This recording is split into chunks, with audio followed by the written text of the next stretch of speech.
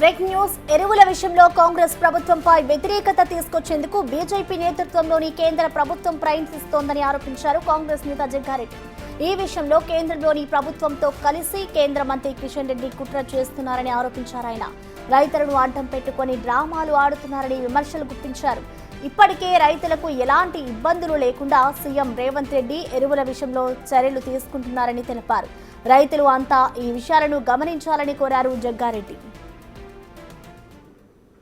ఆయన పొలిటికల్గా మాట్లాడలేడు కిషన్ రెడ్డి గారు. అక్కడ రాసింది చదవాలి. అల్టిమేట్ ఏముంటుంది? యూరియా వాళ్ళు పంపరు, వాళ్ళు ఇవ్వరు.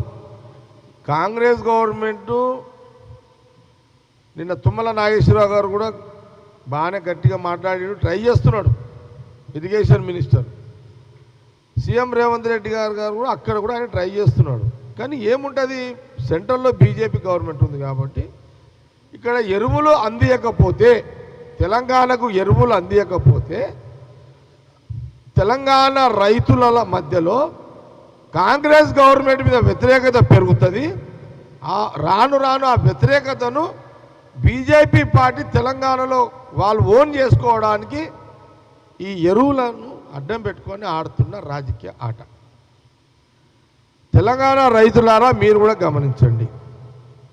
ఈ ఎరువులు అనేది వాళ్ళకి సంబంధం లేకపోయి ఉంటే 22,000 కోట్లు రైతులకు రుణమాఫీ చేసిండు. అటో ఇటో మొన్న 9,000 కోట్లు రైతు బంధు ఇచ్చిండు. 1,000 కోట్లతోటి మహిళలకు ఉచిత బస్సు ప్రయాణం ఇస్తున్నాడు. ఇవన్నీ వేసినప్పుడు